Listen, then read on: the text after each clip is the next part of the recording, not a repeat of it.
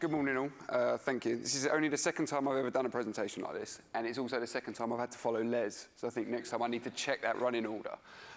Today I'm here to talk about the work that we've done at Direct Line Group, which is really about investing in our brands firstly, but then also secondly is also about kind of proving the worth of that, so a lot of the stuff that Les has talked about and bringing it to life. We've titled it They Went Short and We Went Long because, exactly to Les's point, I think a lot of the insurance industry here within the UK really focuses on that short term within quarter KPIs. And actually our work was really about supporting those brands and driving the longer term growth of those brands and succeeding in that way. So a little bit of who we are, really, Direct Line Group. It's a portfolio of 4 brands, Green Flag, Churchill, Privilege and Direct Line. It used to be the phone and the mouse. And it was really in 1985 when we created Direct Line that we reinvented the traditional insurance market within the UK. Pre that, it had been very much about brokers and intermediaries. And actually in 1985, we brought in a direct view. So actually we could go to customers and give them the best price. And actually then it was working brilliantly. You know, in 1997, we were writing 1 in 6 motor policies and 1 in 9 home policies. And then in 2000s, these guys came along. The price comparison websites or PCWs, and really they reinvented the wheel yet again. You know, they became brands themselves. We've got verbatims of research where you ask customers who they're with and they just say compare the market, Money Supermarket. They don't actually take the brand out that they've insured with. They actually think that that's who it's with. And just to bring that to life a little bit, here you can see with Google Trends, back in 2004, for every 1 person that was searching for a PCW, there was 8 people searching for Direct Line. You fast forward 10 years, that relationship's completely changed. For every 1 person that was searching for Direct Line, there were 10 people searching for price comparison websites. So the customer journey completely changed. Then actually, really importantly, in 2012, we also IPO'd. And actually, the IPO for us became a really significant thing. It became our catalyst we talked internally about, because actually that meant that we had to be so much more focused on marketing, on our budgets, and being really stringent with our costs. And we really wanted to do things differently. We became masters of our own destiny. And the culture of accountability really came in, but there were 2 kind of really key stages to that.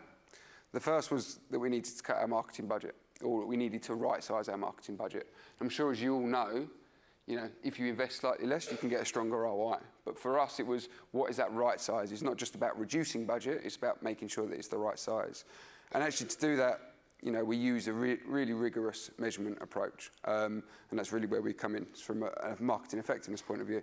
Use kind of 2 key areas. One was econometrics, so giving us how holistic view of media drivers and actually all of how they're performing. As well as media, it also allowed us to understand kind of market indicators. So within insurance, there are big peaks and troughs within demand. You know, as premiums go up, you can imagine more people are shopping. As premiums decline, people find that there are more interesting things to do than try and save a couple of quid. So we needed to really understand what those were doing. And the other area that we really focus on is geotesting. So that was allowing us to, you know, target certain parts of the country to try and understand the impact of additional media lines.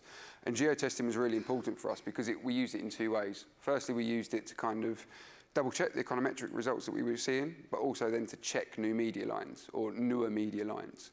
And a great example of this is something that we've done with digital display back in kind of 13, 14, and we'll continue to check. So anyone that's not done a geotest before, apologies, and I'll go through it quickly.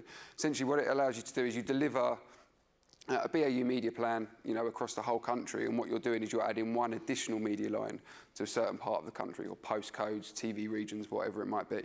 And actually what you want to see is these black dotted lines, which are your control index, fall lower than your test, which is your red. And what you can see here is that actually they're in lockstep throughout when that campaign went on.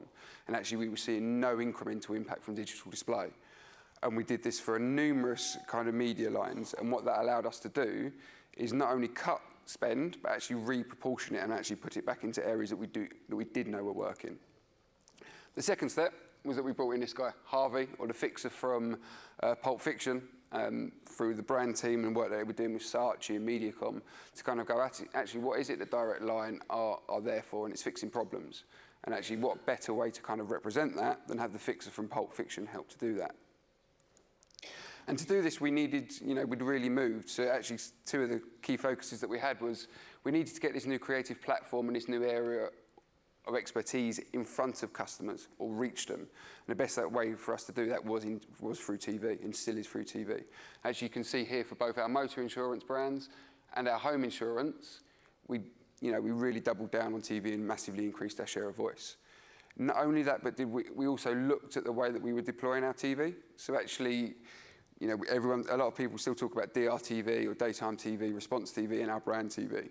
And actually, we were kind of still in that similar place. But we really looked at that and went, there are kind of types of people that we want to hit and kind of the reach areas that we needed. And we really focused on that peak TV and kind of pulled back on our daytime TV.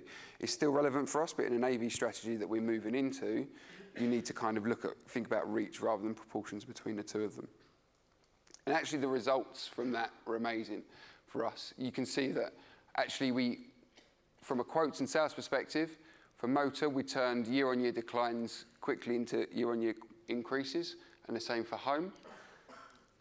Our IFPs, or number of in-force policies, so the amount of people that we've got in our books, we'd managed to reverse a year-on-year decline that we'd been seeing pre-fixer campaigns to actually flip it, to turn those into positives, and actually that continued into kind of recent years. And our media performance increased as well, or the performance. So this is our TV effectiveness. You could see that actually, our TV effectiveness for motor increased by 50%, pre-reboot versus post-reboot, and for home it improved by 25%.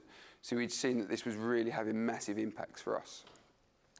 And actually, to a point that Les was making earlier about kind of budgets, in a nutshell, we'd made our TV work a lot harder. So if you look, or our media in general work a lot harder. So here in the red, we've got our spend. So flying through this, you can see that we really halved our spend on direct line between 2011 and 2016. But actually in that time, I say our sales remained flat or kind of slightly up. So you could really see that we'd been able to reduce budget or right-size budget, and we were investing in areas that we knew that we were driving effectiveness for us. So this is great, but then trying to share that with the business and Exco and people isn't always as easy when you're not talking about call volumes or website visits. So we had to look at different ways to kind of prove brand works. And there were 4 key ways that we looked at this. The first was that we lifted the lid on everything that we do. So we did a bit of a roadshow across category, across pricing, underwriting, everyone, to kind of show this is the work that we do within marketing and the effectiveness world. Secondly, we take all of our Exco and executive directors through an introduction into marketing effectiveness, so they know what we're doing and how we're doing it. Thirdly, we kind of continue to push the boundaries as far as we can. So we've luckily to win 2 IPAs, one in 2016, one in 2018, to kind of show that we're really kind of pushing that. And fourthly, it's great to have a sponsor as well. So Mark Evans, our head of marketing, had been a massive help for us, and he really continues to push that. And he was talking about effectiveness only yesterday in Marketing Week. So, and it wasn't a short-term thing. It probably took about 18 months for us to embed this throughout the business. And first of all, there was a little bit of apprehension, whereas actually you fast forward 6 months and everyone's talking about it. So it's great that we've got effectiveness throughout the business. And with a portfolio of brands, we could look at brand through different ways. So actually we have a view for Priv, a view for Churchill, and a view for Direct Line about how you support the brand and how we went about proving the elements of brand. The first one was privilege. So how do we prove, or what is the impact of if you turn your comms off? So actually in 2009, 2010, we actually turned out all of our above-the-line comms off for privilege. So actually, general wisdom would be that actually that's going to have a massive impact straight away on a brand. And actually what you could see from our spontaneous awareness is it actually probably took 2 to 3 years for that to start to decline, and then actually bottomed out in about 2015, 2016. But you'll also notice that there is still a level of spontaneous awareness. So it does really show that there is that long term. People still remember the Joanna Lumley and Nigel Havers ads. And also there's an element from being on PCWs and being front of mind when people are looking at that. The second is Churchill. So Churchill are a brand that play across both the PCW world and the direct world. And actually for us, there have been lots of conversations about how do we prove the worth of those, or what is the point in advertising when you're on a PCW, especially when you can see that 50% of all PCW sales come through position 1. And actually what we could do is look at our performance of Churchill and Privilege, with 2 of our brands, and actually understand the click-through rate by position. What you could see that actually a brand that we support with above-the-line comms has a massive kind of click-through rate performance. You know, it's twice as likely to be clicked on in those top positions in a brand that you haven't spent anything on. So again, brand was really kind of paving the way for us to be able to perform. And that's really around trust, because as we were spending, our prompted awareness was increasing and actually trust was there. Lastly, with direct line. So I've talked a lot about the spend and our increasing spend and our push to TV, but actually what were we seeing in long term? So when we talk long term, you always have to have an iceberg. It's a written rule, so there's ours. But you know, it's all about what's underneath, and you can't really understand it. If you know econometric models, you'll understand that there's a base and there's always a big blue bit or whatever colour it is at the end, at the bottom of a decomposition. And for us, the big thing that we were seeing is that our iceberg or our base was improving. You know, post-reboot, post-Harvey, everything was stepping up, and we needed to understand what was driving that. So we worked with Ubiquity to try and really pull that apart, and we were starting to try and put brand factors into our econometric models and build side models to really kind of pull all of that together. And what we were able to do is isolate what brand factors were driving things, but then also add additional value that was to our media because they were driving those brand values. So it was actually trying to put it all together. And what that really meant for us is that for a traditional kind of, if you like, econometrics decomposition, where we had 50% or 60% base, 40% media for motor, we could actually explain an additional 21% of that base, which was driven by long-term media performance. And that meant that we had very different conversations and very different optimization conversations with people, because actually the short term that we thought that we were looking at, we needed to change that and incorporate everything that we were looking at. And the same for home. You know, it was 52% base. That actually really drops down to 29% base. So generally, we were talking about an additional 20% of volume that was coming through that we could measure on a weekly, monthly basis was really driven by long-term media performance, not by kind of a base or market. And what that meant for us is that we created our own long-term multipliers. And the importance for these is massive, because I'm sure, as you know, from an industry perspective, you can take your short-term ROI and double it, or triple it, because there is a long-term effect. That's not going to wash without most of our category teams, and I'm sure it doesn't with yours. So we needed to go away and kind of create these numbers for ourselves off our own numbers, and that's what we were able to do. And this is really the bit that took a while to embed. We did our first round of optimizations, and everyone was a little bit skeptical.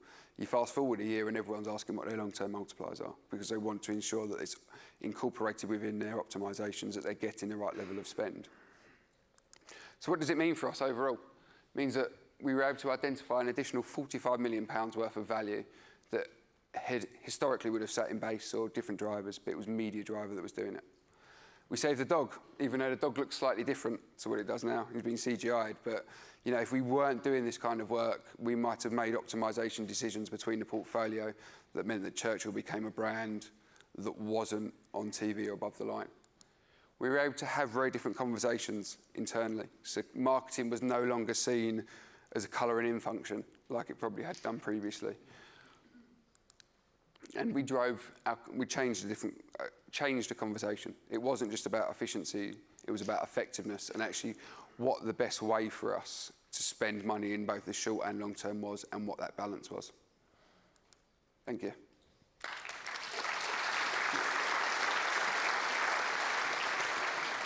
Carl, that's excellent stuff. We're going to do a little bit of housekeeping, and in the meantime, we can actually ask Carl a couple of questions. So do we have a question at all from the audience on this amazing stuff that these guys are doing? Remember, there's a £25 book in it as well if you do ask a question. It's very good value. Well, I've got a question for you. I understand that your media spend for 2020, is that right, Sam, 2020? Is going down 15 to 20%. But what you're actually doing, because the temptation there would be to activate on that brand equity that you've built. But you're not doing that, are you? No, completely. So it's all about continuing the momentum. Yeah. Because that ultimately, you're right, you know, you could look at that and redeploy it, but the whole thing is we need to continue that momentum. Yeah. If we don't, then the money that you take out, you have to spend more to get back to that position. Yeah. So it's harder for us. So do you see that as risky at all, adopting that strategy? I don't think we do. I think we believe in what we're doing, but I'm sure there are areas of the business that probably would see that as a risk. But then it's on us again to show the method to our madness and actually what we're doing and how we're approaching things. Okay, it's incredible stuff. Join me, please, in giving Carl. Oh, we do have a question in the middle there. If microphone, they're always in the middle, aren't they? Has to be. Yeah, hi. How does addressable TV fit in your econometrics models and effectiveness? It's a very good question. So at the moment, I think addressable TV and BVOD are kind of the next steps for us. So a lot of this at the moment, we have been kind of linear TV dominant, if you like. But it is now, as we look for a strategy that says there is some segments of younger audiences that aren't watching as much TV, or it's harder to reach them. How do we then start to look at that? I think the whole AV strategy is more about reach and what is the best way to do that. I think if it becomes more cost efficient for us to look at addressable TV and dial up BVOD and look at different things, then it plays a bigger part. But at the moment, I mean linear traditional TV has been the backbone for us. Okay, ladies and gentlemen, in the spirit of time, let's give Carl a huge round of applause.